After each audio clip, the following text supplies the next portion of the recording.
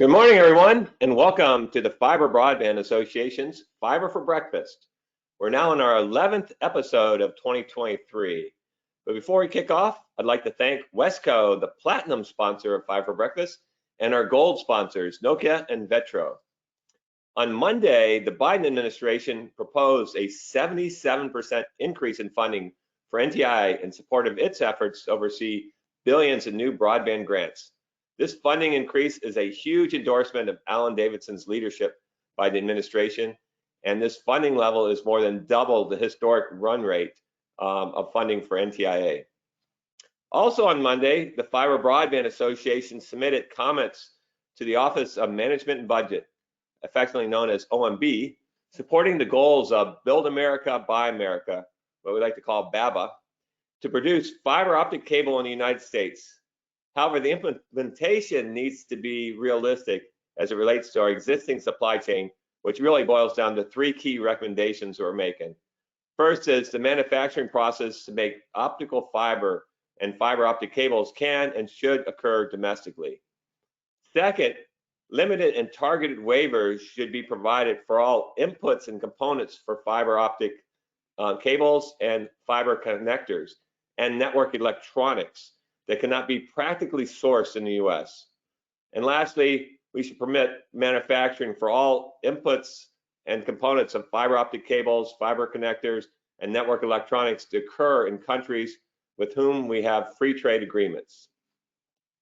Right after today's Fiber for Breakfast at 11 a.m. Eastern, we'll be hosting our third episode of our monthly webinar series, Where's the Funding?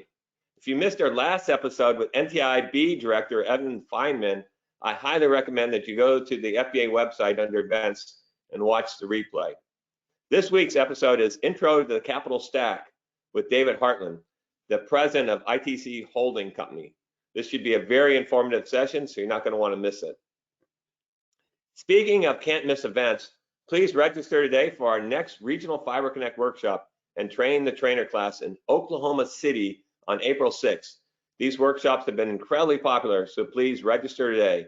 And that brings us to today's Fiber for Breakfast session with Joey Wender, the Director of the Capital Projects Fund with the U.S. Department of Treasury, to discuss the Treasury Department's multi-billion-dollar investment in broadband. But before I formally introduce today's guests, I'd like to introduce Trish Ehlers from my team, who's going to walk us through some housekeeping items. Thank you, Gary, and good morning to everyone who's joined us this morning. Before I go over a few logistical items, we'd like to once again thank our platinum sponsor of Fiber for Breakfast, Wesco, and our gold sponsors, Nokia and Vetro. Now, if you all would just keep in mind that you're in listen mode only. To ask a question, you can just type it into the question box located in your control panel on the right side of your screen. Gary will host a Q&A session with our panelists at the end of today's webinar. This presentation is being recorded and will be available on the FBA website later this week. You can find the recording in the Events tab under the Fiber for Breakfast drop-down option. At the conclusion of the presentation today, you'll be prompted to complete a brief feedback survey. Please take a minute to do that. We really appreciate your input. I'll pass it back to Gary now, and he can get us started. Gary? Thanks, Trish, and good morning. I'm Gary Bolton, the President and CEO of the Fiber Broadband Association. So last week on Fiber Breakfast, we heard from Jamie Linderman with industry research firm Omdia, who shared with us her latest research in a session titled, Not Your Grandpa's Cable Company, How Today's MSOs Are Moving Forward with Fiber. In short, her research showed that the cable industry will be fully converted to all fiber networks within the next 10 years. And that brings us today's Fiber Breakfast session with Joey Wender, the Director of the Capital Projects Fund with the U.S. Department of Treasury, to discuss the Treasury Department's multi-billion-dollar investment in broadband. Joey currently serves as Director of the Capital Projects Fund, overseeing $10 billion program at the U.S. Department of Treasury, and is helping to ensure that all communities have access to high-quality modern infrastructure, including broadband, needed to access critical services.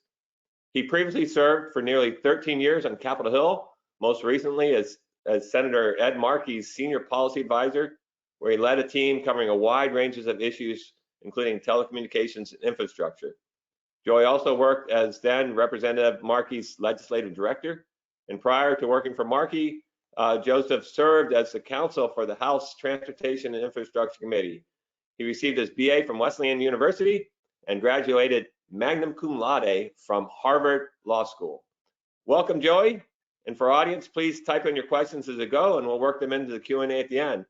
With that, I'd like to turn things over to Joey and provide a quick overview of the Treasury's program. Excellent. First of all, thank you, Gary, for hosting me here today. I'm super happy to be talking to your audience about what is an extremely timely and exciting topic.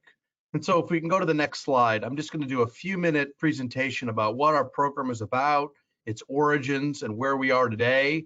And then Gary and I will have a conversation. So the Capital Projects Fund is funded by the American Rescue Plan. So to step back for a second, I think everybody knows there are all these different sources of funding out there in the federal government for broadband. And they've all come from different pieces of legislation. That's how Congress has designed it. And so I know you talked to Evan Feynman, my friend Evan last week about the BEAD program. Remember, that money comes from the bipartisan infrastructure bill. The Treasury money predates it. It comes from the American Rescue Plan, which is one of the COVID relief bills that Congress passed. It included a provision that said you, Treasury, have $10 billion allocated by formula to states to directly enable work, education, and health monitoring. The whole point of the Capital Projects Fund is to say, look, if you were unconnected during the pandemic, your lack of connection was exacerbated, right? You were already not able to be a full participant in our society without high-speed internet pre-pandemic. And then when COVID hit, that was the only way to be connected to the economy and to society. And so the Capital Projects Fund is intended to be a down payment on the Biden-Harris administration goal of achieving universal access for all Americans. And so what we've done here at Treasury is created 3 presumptively eligible uses for our funds. The first is broadband infrastructure, right? It's as simple as creating access, high-speed, reliable internet access for all Americans. The second are digital connectivity technology projects. That's a fancy way of saying laptop and public Wi-Fi, right? There was a lot of efforts. There continue to be a lot of digital, excellent and important digital equity programs out there that are designed to help people, not just with the issue of access, but with digital literacy and providing them the skills and devices needed to sign on. And finally, multi-purpose community facilities, because we all know that connectivity is not just in many communities about bringing access to your home. It's about creating places for people to be able to get online. So we'll go to the next slide. I'm going to talk a little bit more about the first of the 3 presumptively eligible uses, which is broadband infrastructure, which is going to be the vast majority of the $10 billion. Our overall goal as good stewards of federal taxpayer dollars is to ensure that our investments don't just last for years, but that they last for decades. And so we have used what we think is a future-proof, forward-looking standard so that our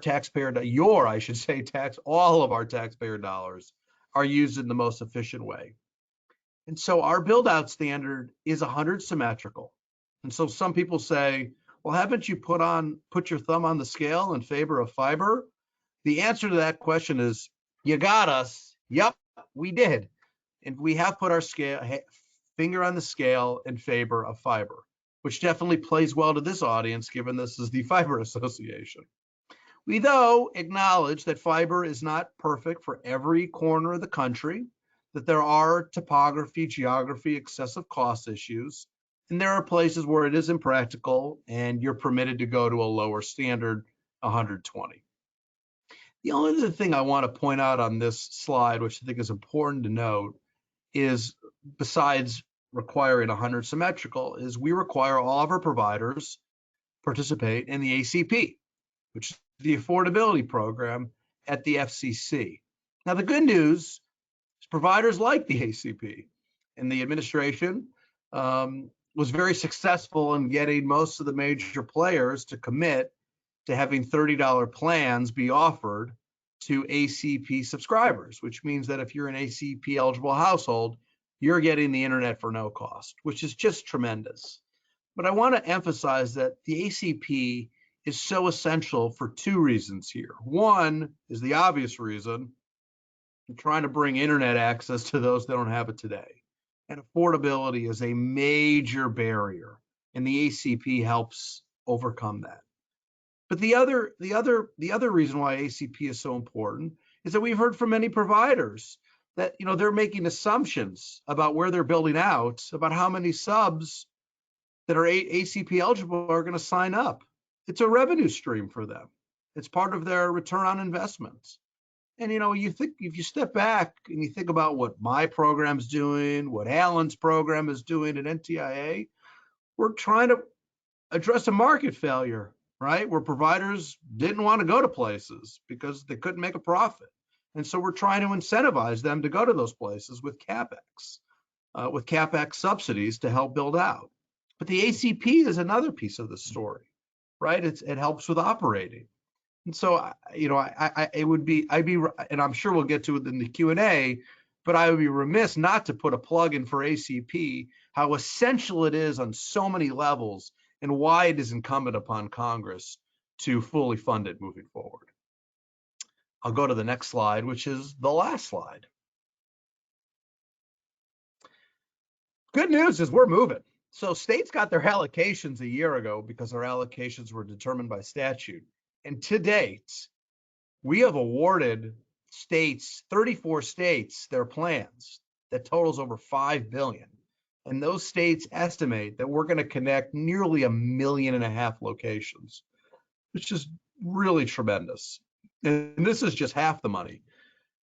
We still have to approve the other half, but we are moving along at a very quick pace, recognizing that, again, our money are COVID relief dollars, and the need for them to be on the street is now.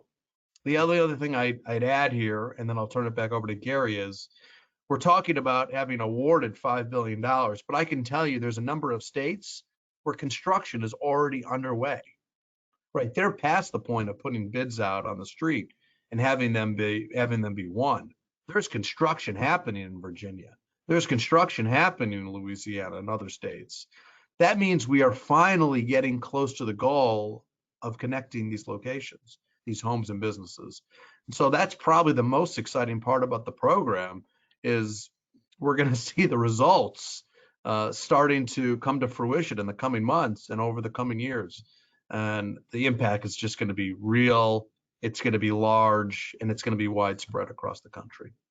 And so with that, I will stop, and I will turn it back over to Gary. Joey, thanks so much. And this is, really great stuff. When I think about like all the buzz and the build up to the RDOF program, which was $20.4 billion, and you've actually deployed as much as RDOF has in a fraction of the time.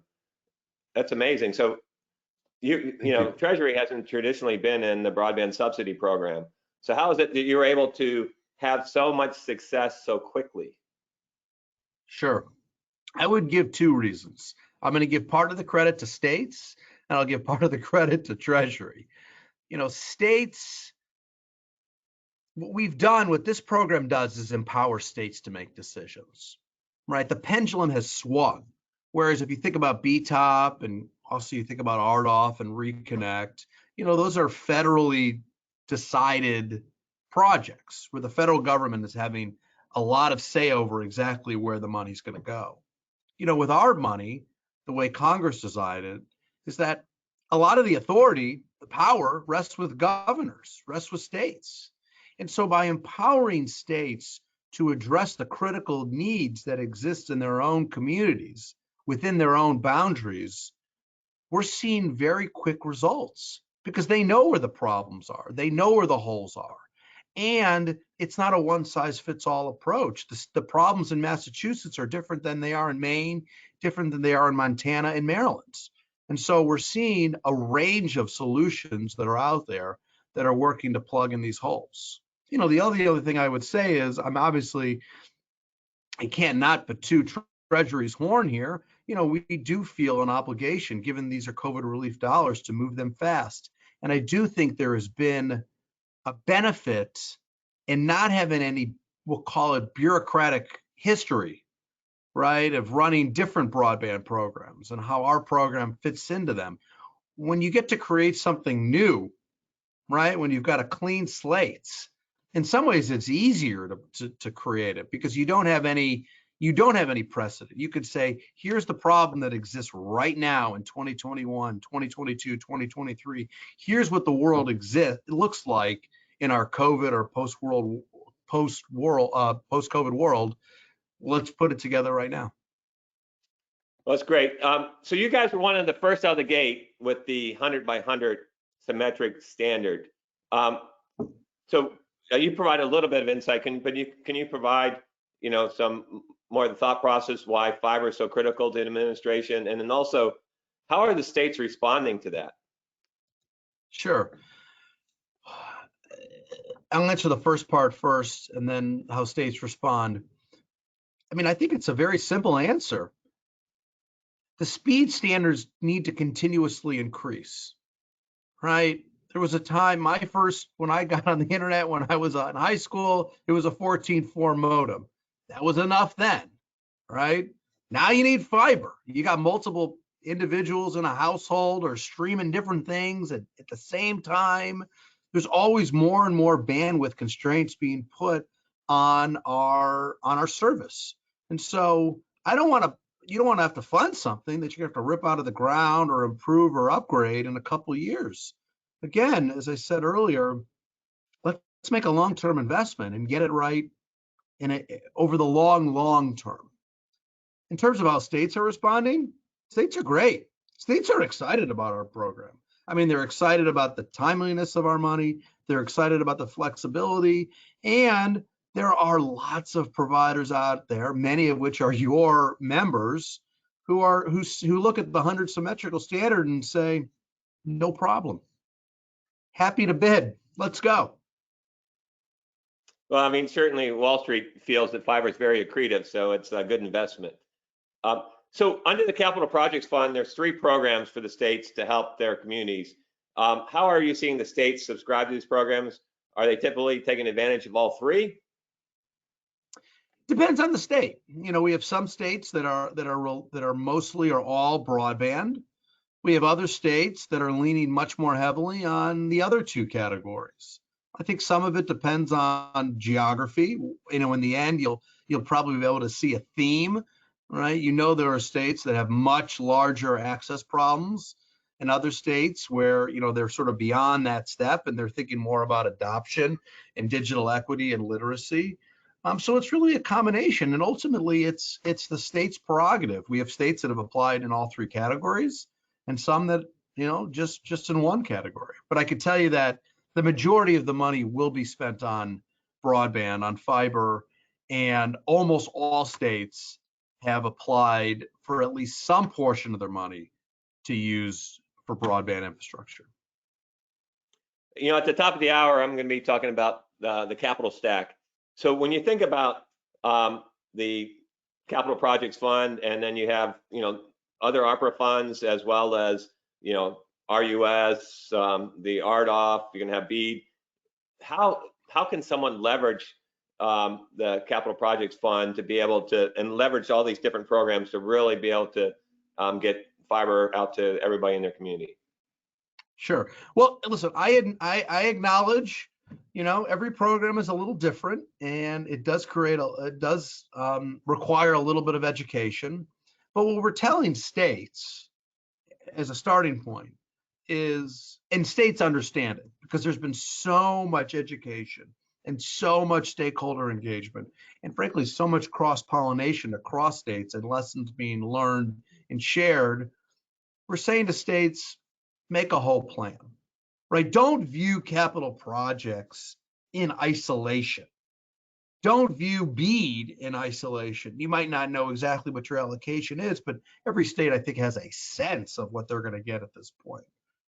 Think about this in totality. Think about your RDOF grants. Think about your Reconnect grants, right? Think about all of this. Think about whatever money was used from the state and local fund, your ARPA funding. Think about whatever state funds are being used and make a holistic plan.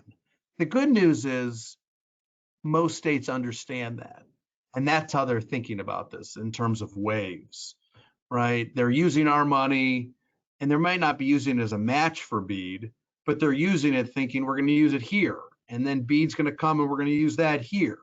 And then there's where the RDOF and here's where Reconnect fit in. And then there's digital equity money. And so all the rest, you know, as they say, you need a plan, right? And most states have gotten that message and have a holistic plan. You know, we have a ton of audience questions. And so one of the questions is, you know, you've been successful in 34 states so far. What states are behind? Well, let's not say they're behind. Let's just say that they have not been approved yet. You know, part of the reason why we were able to approve, we've approved this on a rolling basis, is some states applied before the deadline. You know, our deadline to apply was last September of 2022. There were some states who were very eager out of the gate, right, who applied right as soon as our application window opened. And that's why starting in June of 22, we started making awards, right? We did Virginia, West Virginia, New Hampshire, and Louisiana right away before the application deadline had even arrived. You know, it's more like college admissions, right? It was a rolling basis. We got these good applications in and we started approving them. The good news is that I would expect the majority, by the end of the year, but certainly even long before the end of the year, we will have awarded nearly all of the remaining states and nearly all of the money. Fantastic. So one of the audience questions is, can you give an example of a state where the 100 by 100 speed requirement was waived and why the waiver was granted? You know, we've done very little. We've had very little waivers to date. You know, I think one of the biggest factors that goes into whether 100 symmetrical is practicable is whether there's a provider that would bid to do it, right? That's pretty close to dispositive. If you put out to bid for 100 symmetrical and no provider raises their hand, right? And these tend to be extremely rural areas or hilly areas where no one wants to lay fiber. And so those are the type of situations. But, you know, ultimately, I think the market is in many ways the best indicator, right? Is if the provider doesn't raise their hand to do it, despite these subsidies being available to them, that's very telling to us that there probably is no wireline provider that would be that would wire an area, necessitating a decrease in the speed standard. So one of the other questions that came in, you know, so you had your 16 states that haven't been funded yet. Are there any of those states that there's a irreconcilable difference between the state statutes and the CPF rules? These are great questions, Gary. My hope is no. My hope is no. You know, our intention is to fund every state. There is no intention upon my part or Treasury's part to not provide the full amount of money that a state has been allocated, right? Our job is to get to yes. Admittingly, as we start dwindling down towards the last states, you're getting some of the harder cases. That is true. Some of the plans that are harder to fit in with our rules. Of course, I've told you how we've been approving these things and we've allowed the cream to rise to the top and we've been triaging and trying to, the most approvable plans have moved quickly. And so we are getting into some of the harder plans. But I am optimistic that we will get every state's plan over the finish line. That's awesome. So one of the big topics that comes up that broadband providers, you know, that are applying for grants are really interested in is the post-award requirements in 2 CFR 200. Can you share with us the issue and then how Treasury is thinking about that? You know I was going to throw this in here, right? Sure. So let let me say two things. One, in terms of post-award general compliance, and then I'll get to 2 CFR in a second, which is definitely my favorite topic. Definitely my favorite topic. I didn't know what 2 CFR was until not that long ago, despite me being a lawyer. Maybe I shouldn't have admitted that on this, but I never really practiced law.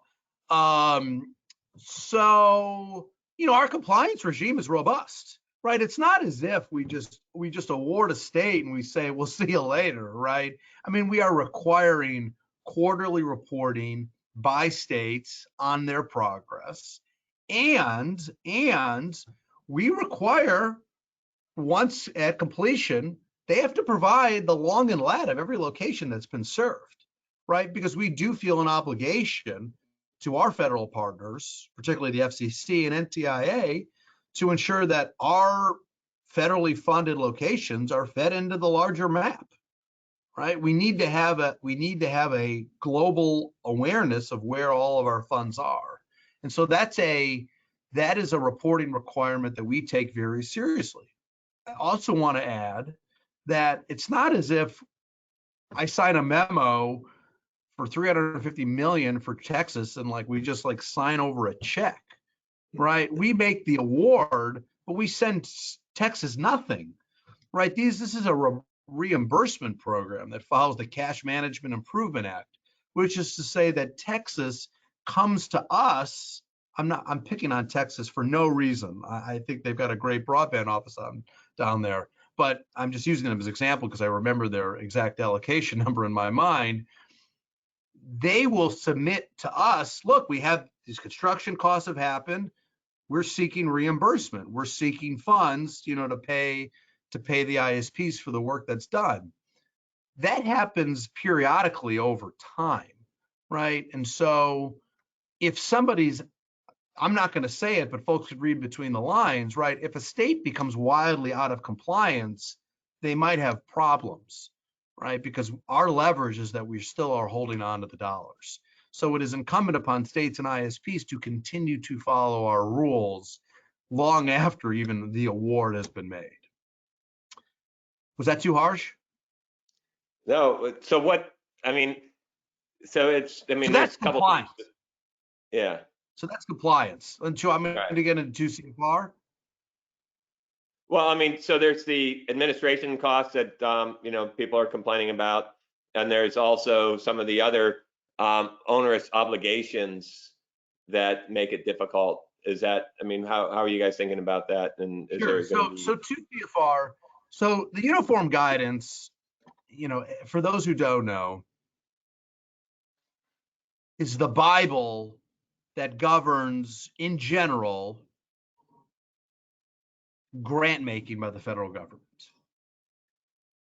And there's a lot of very important topics within the uniform guidance that help avoid waste, fraud, and abuse of federal taxpayer dollars. That being said, we recognize there are certain provisions in the uniform guidance that come into direct conflict with the intent of the program, right? Unlike, say, a grant to a contractor to pave a road, right? You're giving them a grant, pave the road, they get paid when it's over, they essentially hand the keys to the road back to the state or the city, whoever operates it. In this case, we're incentivizing an ISP with help with construction, and we're incentivizing them to first build and then maintain and operate a network with the expectation they're going to earn a profit. That's the whole point. And so there are questions about program income and property and secondary procurement that we are close to providing guidance on that I think will be very welcome by states and by providers. But to tease it a little bit, I just want to be clear, it is our intention that providers should be able to make profits, that they will own the property, though acknowledging there is a federal interest. And finally, that these are fixed amount awards. And so the uniform guidance is good if, Gary, I'm paying you sort of as an open-ended construction project where you're going to build a fire station for me, but you didn't give me a bid. You just said, it'll cost what it costs. And so the uniform guidance says, well, you have to provide me with all your bills. Otherwise, the federal government is going to wildly overpay. The brilliance of this program is these are fixed amount awards. And in a fixed amount award, the risk is borne by the provider, right? They're going to wire out these many homes for this amount of money. And so we recognize, and the uniform guidance explicitly acknowledges that we wouldn't want to require, once a provider wins an award, for them to then have to go out and rebid for construction for materials, that we know and assume that that provider has already built in what they think are the costs, what the costs to them are going to be of the labor and the materials into their bid originally. Joey, so I can't let you go without, can you handicap, should we be checking our email next week, or when should we see this guidance? God, I hope soon. I really do, Gary. We are finalizing the guidance with both our Office of General Counsel and with OMB. And I really hope the draft guidance will be out very, very soon. Well, Joey, I could talk to you all day.